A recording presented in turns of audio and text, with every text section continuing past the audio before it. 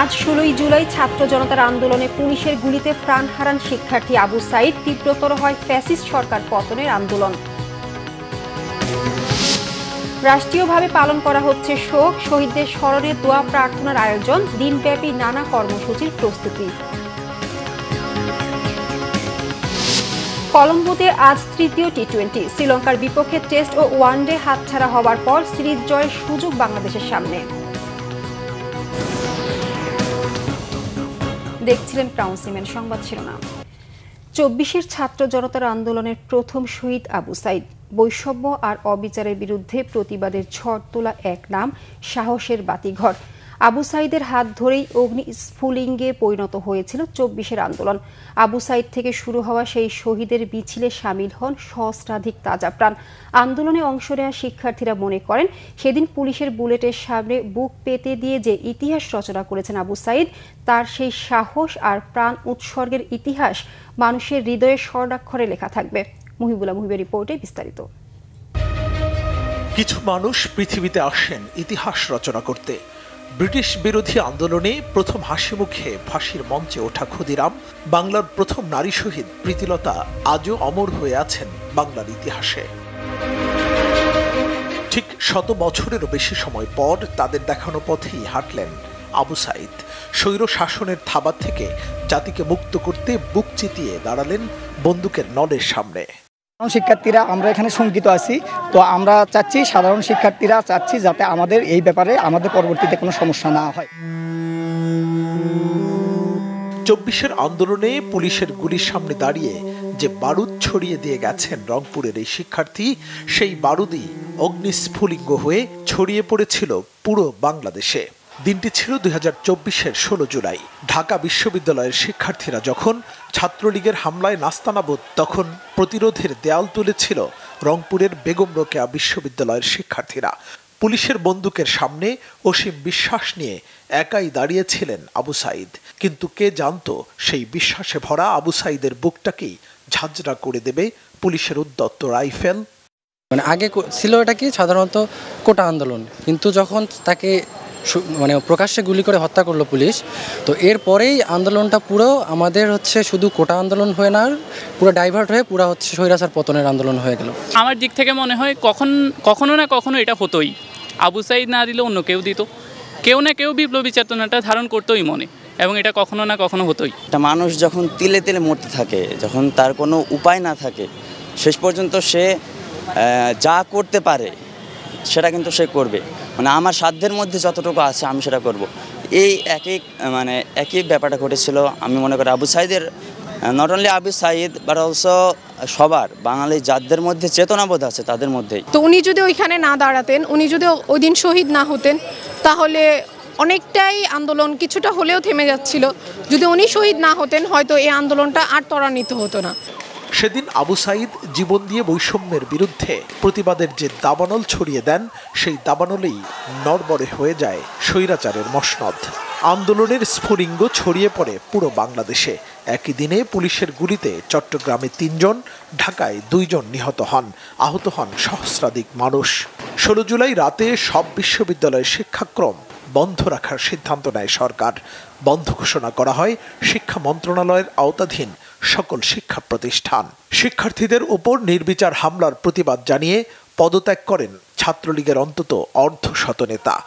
ঢাকা বিশ্ববিদ্যালয়ের শিক্ষার্থীদের উপর ছাত্রলীগ ও যুবলীগের নজিরবিহীন বর্বর হামলায় ক্ষুব্ধ হয়ে ওঠে সর্বস্তরের মানুষ। কোটা আন্দোলন রূপ নিতে থাকে গণ আন্দোলনে। আসলে আবু সাইদরা তো প্রতি বছর জন্মায় না, প্রতি 100 বছরও জন্মায় কিনা সেটাতেও সন্দেহ আছে। তিনি প্রথম জীবন দিয়েছেন আমাদের এই 24-এর যে জুলাই আন্দোলন ছিল সেটাতে। তো উনি যে সবার প্রথমে বুলেটের সামনে যে সাহসিকতার প্রমাণ দিয়েছে, এক্সেপশনাল নট ইজ রুল, উনি হচ্ছে এক্সেপশনাল।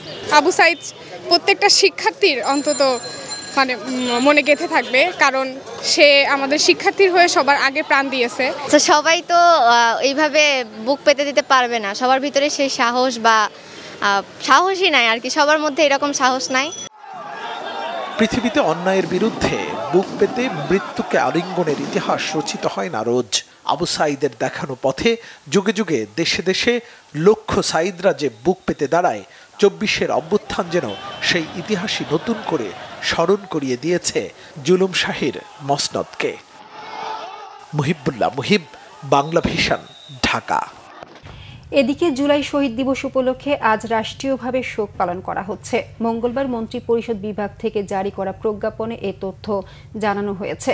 এ উপলক্ষে আজ দেশের সব সরকারি, আধা সরকারি ও স্বায়ত্তশাসিত প্রতিষ্ঠান এবং শিক্ষা প্রতিষ্ঠান সহ সব সরকারি ও বেসরকারি ভবন এবং বিদেশে বাংলাদেশ মিশনগুলোতে জাতীয় পতাকা অর্ধনমিত থাকছে। শহীদদের আত্মার শান্তির জন্য সব মসজিদে বিশেষ দোয়া পড়ানো হবে। অন্যান্য ধর্মীয় প্রতিষ্ঠানে থাকবে বিশেষ প্রার্থনার আয়োজন। কোটা বিরোধী আন্দোলন চলাকালে গত বছরের 16 জুলাই রংপুরে পুলিশের গুলিতে বেগম রোকেয়া বিশ্ববিদ্যালয়ের ছাত্র আবু সাইদ নিহত হন। দিনটিকে জুলাই শহীদ দিবস ঘোষণা করেছে সরকার। শহীদ আবু সাইদের কবর জিয়ারত ও শুকর র্যালির মধ্য দিয়ে রংপুরে বেগম রোকেয়া বিশ্ববিদ্যালয়ে জুলাই শোক দিবসের কর্মসূচি শুরু হয়েছে। বিশ্ববিদ্যালয় প্রশাসনের উদ্যোগে দিনব্যাপী নানা কর্মসূচির আয়োজন করা হয়েছে। অনুষ্ঠানে প্রধান অতিথি থাকবেন আবু সাইদের বাবা। অতিথি হিসেবে উপস্থিত থাকবেন আইন উপদেষ্টা আসিফ নজরুল, শিক্ষা মন্ত্রণালয়ের উপদেষ্টা চৌধুরী রফিকুল আবরার, পরিবেশ, বন ও জলবায়ু পরিবর্তন মন্ত্রণালয়ের উপদেষ্টা সৈয়দা রিজওয়ানা হাসান এবং মুক্তিযুদ্ধ বিষয়ক মন্ত্রণালয়ের উপদেষ্টা ফারুক ই আজম। অনুষ্ঠানে আরও উপস্থিত থাকবেন বিশ্ববিদ্যালয় মঞ্জুরি কমিশনের চেয়ারম্যান প্রফেসর ডক্টর এস.এম.এ. ফায়েজ, শিক্ষা মন্ত্রণালয়ের সিনিয়র সচিব সিদ্দিক জুবায়ের এবং বিশ্ববিদ্যালয় মঞ্জুরি কমিশনের সদস্য professor doctor Tanzim Uddin Khan. Uranium সমৃদ্ধকরণ বন্ধের শর্ত দেয়া হলে যুক্তরাষ্ট্রের সাথে কোনো আলোচনা হবে না বলে স্পষ্ট জানিয়ে দিয়েছে ইরান। এমন পরিস্থিতিতে মার্কিন প্রেসিডেন্ট ডোনাল্ড ট্রাম্প জানিয়েছেন, আপাতত ইরানের সাথে পরমাণু সমঝোতার তাড়া নেই যুক্তরাষ্ট্রের। ইরানের রাষ্ট্রীয় সংবাদ মাধ্যম ইরনাকে দেয়া সাক্ষাৎকারে দেশটির সর্বোচ্চ নেতা আয়াতুল্লাহ আলী খামেনির উপদেষ্টা আলী বেলায়েতি বলেছেন, পরমাণু সমঝোতার জন্য ইউরেনিয়াম সমৃদ্ধকরণ কার্যক্রম বন্ধের শর্ত দেয়া হলে মানবে না তেহরান। কোনো পূর্ব শর্ত ছাড়া আলোচনার জন্য ইরান প্রস্তুত আছে বলেও জানিয়েছেন বেলায়েতি। পরমাণু সংকট নিয়ে রাশিয়ার পররাষ্ট্রমন্ত্রী সের্গেই ল্যাভরভের সাথে আলোচনা করেছেন ইরানের পররাষ্ট্রমন্ত্রী আব্বাস আরাকচি। চীনে অনুষ্ঠিত সাংহাই কোঅপারেশন অর্গানাইজেশনের সম্মেলনে সংকট সমাধানের কৌশল নিয়ে আলোচনা করেন দুই নেতা। এদিকে ইরানের সাথে পরমাণু আলোচনা নিয়ে গুরুত্ব কমানোর আভাস দিয়েছেন মার্কিন প্রেসিডেন্ট ট্রাম্প। যুক্তরাষ্ট্রের মেরিল্যান্ডে অ্যান্ড্রুজ বিমান ঘাঁটিতে সাংবাদিকদের প্রশ্নের জবাবে এই আভাস দেন তিনি। ট্রাম্প জানিয়েছেন, ইরান আলোচনায় বসতে চাইলেও তারা নেই যুক্তরাষ্ট্রের। পশ্চিমাদের সাথে নতুন করে পরমাণু আলোচনার কোনো দিনক্ষণ এখনও ঠিক হয়নি বলে জানিয়েছেন ইরানের পররাষ্ট্র মন্ত্রণালয়ের মুখপাত্র ইসমাইল বাঘাই। চলতি বছরের এপ্রিল থেকে যুক্তরাষ্ট্র ইরান 5 দফা বৈঠক হলেও কোনো অগ্রগতি হয়নি। এবার খেলার সংবাদ।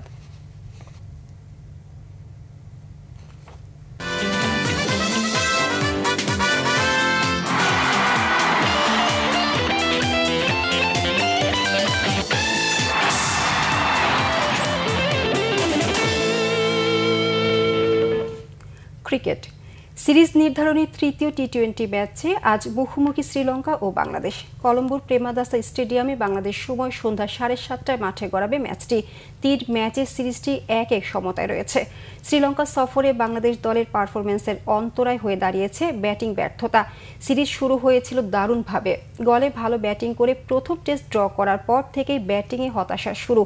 নাজমুল হোসেন শান্তর অধিনায়কত্বে কলম্বোতে দ্বিতীয় টেস্টে ইনিংস ব্যবধানে হারের প্রধান কারণ সেই ব্যাটিং ব্যর্থতা। প্রেমাদাসায় প্রথম ওয়ানডেতেও ব্যাটিং ব্যর্থতায় 77 রানের বড় ব্যবধানে হার। দ্বিতীয় ওয়ানডেতে ব্যাটিংয়ের পর বোলিং দলের প্রত্যাশা পূরণ করায় 16 রানে জেতে টাইগাররা। কিন্তু সিরিজ নির্ধারণী তৃতীয় ওয়ানডেতে আবারও হতাশার ব্যাটিংয়ে ডুবে বাংলাদেশ দল। যে উইকেটে লঙ্কানরা 7 উইকেটে 285 রান তোলে, সেখানে 186-তে অল আউট হয় মেহেদী মিরাজের নেতৃত্বাধীন দল। এরপর পাল্লে কেলেতে প্রথম টি-20তে 7 উইকেটে হারের দায় ব্যাটসম্যানদের। যদিও অলরাউন্ড পারফরম্যান্সে দ্বিতীয় টি-20 83 রানে জেতে সিরিজে ঘুরে দাঁড়ায় বাংলাদেশ। অধিনায়ক লিটন দাস, শামীম হোসেন ও তাওহিদ হৃদয়ের ব্যাটিংয়ে 177 রানের চ্যালেঞ্জিং স্কোর গড়ে টাইগাররা। পরে বোলারদের নৈপুণ্যে স্বাগতিকদের 94 রানে বেঁধে ফেলে লঙ্কা জয়ের আশা জাগিয়ে রেখেছে বাংলাদেশ। ইউরোপিয়ান ক্লাব দল বদল, রক্ষণে শক্তি বাড়িয়েই চলেছে রিয়াল মাদ্রিদ। এই পর্যায়ে মঙ্গলবার বেনফিকা থেকে 22 বছরের ডিফেন্ডার আলভারো কারেরাসকে দলে যোগ করেছে স্প্যানিশ জায়ান্ট ক্লাবটি। নতুন ক্লাবের সঙ্গে 6 বছরের চুক্তি করেছেন স্প্যানিশ লেফট ব্যাক। রিয়ালের যুব দলে 3 বছর খেলে 2020 সালে ম্যানচেস্টার ইউনাইটেডে যোগ দেন কারেরাস। ইংলিশ ক্লাবটির অনূর্ধ্ব 23 দলের হয়ে খেলেন। পরে ইউনাইটেডের মূল দলে ডাক পেলেও কখনো খেলার সুযোগ হয়নি। 2022 থেকে 2024 সময়কালে ইংল্যান্ডের প্রেস্টপ নর্থ এন্ড এবং স্পেনের গ্রানাদায় ধারে খেলেন স্প্যানিশ ডিফেন্ডার। এরপর 2024 সালের জানুয়ারিতে ধারে বেনফিকায় পাড়ি জমান। পর্তুগিজ ক্লাবটি মৌসুম শেষে তাকে পাকাপাকিভাবে কিনে নেয়। বেনফিকার হয়ে 68 ম্যাচ খেলে 5 গোল করার পাশাপাশি অ্যাসিস্ট তার 6টি। সদ্য সমাপ্ত ক্লাব বিশ্বকাপেও খেলেছেন এই ফুটবলার। চলতি গ্রীষ্মের দল বদলে রিয়ালে যোগ দেওয়া তৃতীয় ডিফেন্ডার কারেরাস। এর আগে লিভারপুল থেকে English defender Trent Alexander Arnold ও বোর্নমাউথ থেকে স্প্যানিশ ডিফেন্ডার ডিন হাউসেনকে দলে টেনেছে গত মৌসুমে শিরোপা শূন্য থাকা ইউরোপের সফলতম ক্লাবটি। এই ছিল এখনকার মতো, পরের সংবাদ বেলা 11টায়। এছাড়া বাংলাভিশন সংবাদ ও সংবাদ সংশ্লিষ্ট অনুষ্ঠান দেখতে ভিজিট করুন www.bbnews24.com ও facebook.com/banglavisionnews এবং সাবস্ক্রাইব করুন youtube.com/banglavisionnews। ধন্যবাদ সবাইকে।